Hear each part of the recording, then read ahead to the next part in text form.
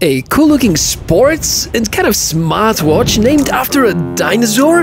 Yes, the Amazfit T-Rex has now a Pro version with so many features that it turns out to be a great deal. Let's inspect.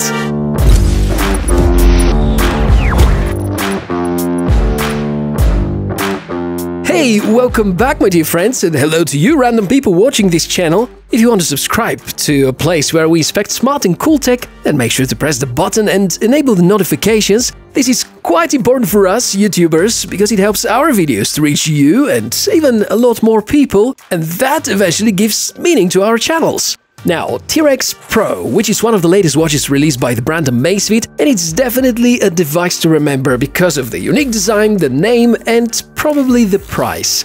I was really happy to finally test something with fresh color. This edition is called Desert Grey, kind of in the middle between grey and beige, and it is full of interesting apps and features. Being a sub-$200 smartwatch, following some military-grade standards, it clearly is gonna challenge Huawei and Honor's GT or Magic Watch series, maybe some of the mid-range Garmin devices, and this design here is probably going to also attract some Casio G-Shock fans, probably the likes of some of other sports-aggressive-looking watches as well. It's not a very smart one since it runs a very basic operating system and it's unable to install extra apps, and that puts it behind Apple Watch series and Wear OS-based devices of course. But since here the focus is on design, battery life and endurance, it not only has a good niche, I actually believe it's one of the great 2021 choices for a decent feature watch. If you're curious about unboxing, so was I. Amazfit are known for the great way they present their wearables. No surprises here. A really nice box, we can read about the most interesting specs already, getting rid of the outside layer, and we can find inside the watch. Now we disengage these two sections, and here we can get the charger and the user guide.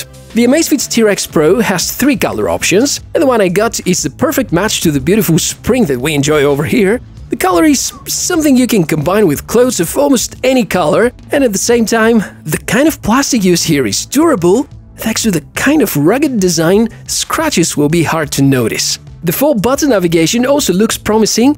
Very smart choice for people that work with their own hands and use tools which are usually quite a threat for wearables. Now, while it may look otherwise, in order to keep the watch as lightweight as possible, the main material is polycarbonate, but it's the kind of one that has gone through a number of testing and certifications. Amazfit claim that the T-Rex Pro successfully passes 15 military-grade tests, 70 degrees Celsius heat resistance, -40 cold resistance, 96 hours salt spray resistance, and the so important shock durability.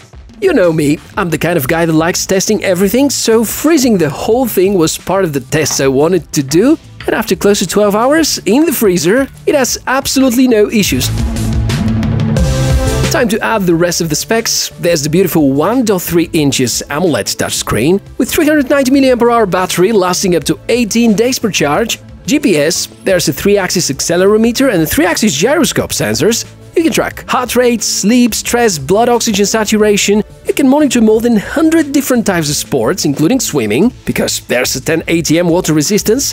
And believe it or not, Amazfit managed to fit all of that within the weight of just 59 grams. That's only about 3 times heavier than the Mi Band 6. Obviously, due to the strict course towards endurance, Amazfit have decided to not include a microphone or speaker that could have compromised the water or the dust resistance. As the next thing, let's explore the navigation and the software and share with you in the meanwhile how it feels sleeping and living with the T-Rex during the whole time. The 4 navigation buttons are quite awesome. I had one major challenge to get used to them, because if you switch from another smart wearable brand, you may have to adapt to the T-Rex's logic. This here is the back and the home button. The top one is for the sports launcher. I'm used to having the exact opposite setup. I was a bit disappointed when Amazfit support have confirmed that right now there's no way to remap the functions. It took me 3 to 4 days to be able to help myself even without looking at the watch, which gives the chance to launch any kind of activity within just seconds without trying to swipe or something. Of course, the swiping actions are the other way to navigate, and this makes the Amazfit T-Rex Pro one of the very few rugged smartwatches with so many functions and both touch-based and button-based navigation. Very suitable for athletes. Just imagine how a sweaty marathon runner is going to start scrolling in order to see his pace. I'm gonna tell you how that just won't happen. Therefore, I consider the T-Rex Pro as a very good solution to that problem using the buttons. I know that most of you are eager to hear about my findings about accuracy and performance, so I'm going to take the opportunity showing you the Zepp app as well. First of all, battery life. According to the ads, it can stretch to up to 18 days. In my case, with always on-screen 24/7 tracking, 2 sports activities tracked with GPS per week, sleep tracking, stress tracking and so on, if there was something I could enable, it was on, and the battery life I was getting was solid 4 to 6 days per charge. This is one of the best Amazfit devices for battery life that I've tried so far, and it seemed to do a bit better than the Amazfit GTR 2. The other serious concern about the T-Rex Pro is the GPS accuracy. There have been numerous reports for some tracking issues with some of the older Amazfit devices. I noticed the GTR 2 to also have some struggles. I couldn't get exact info from Amazfit about the chips inside, but to me the GPS implementation here looks different because you can choose the combination for positioning services, and I also noticed that the paths that I regularly go for are strikingly accurate. Could be a coincidence of the few activities I've tested, but honestly, I think the GPS here is simply better than the GTR series, because GPS issues tend to be easily noticed should you know what you're looking for. The HR tracking is also something that impressed me a lot. Looks like the Huami homegrown PPG BioTracker Generation 2 has very reliable sensor readouts, and I noticed very close to chest-mounted trackers results. Another great advantage of the T-Rex Pro. If you explore any of the tracked items inside the app, you're going to see a lot of data, good analysis, some recommendations, and in a way, this could be the awesome free-of-charge health or fitness instructor that you've always been looking for. SPO2 is another nice addition. The non-Pro T-Rex was also great, however, it was lacking the so important for 2021 feature. Now, there are also a few things that I could criticize, and I mentioned some of them already. The lack of button customization, which could be a killer feature.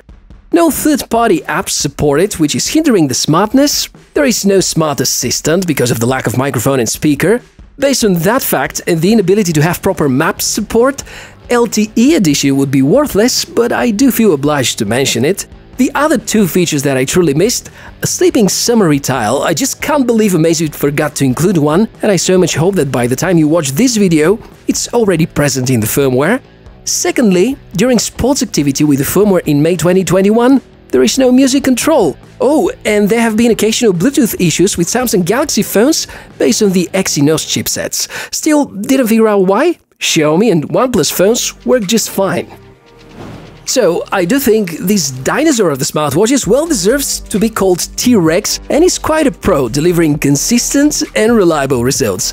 I can easily recommend it to anyone that looks for rugged design, great endurance and hard-to-beat battery life, with all these 3 making it up for the lack of some extra smart features. So tell me, honestly, would you favor a T-Rex over a Casio G-Shock? Or would you consider buying an Amazfit device instead of a Garmin sports watch? Really curious to see what you guys have to say. As usual, links to all the tech that appeared during the episode is linked in the description below. Thanks a lot for watching all of that, and I hope it was useful. Take good care of yourself, enjoy life, and I'm Michael, gonna see you in the next episode. Bye!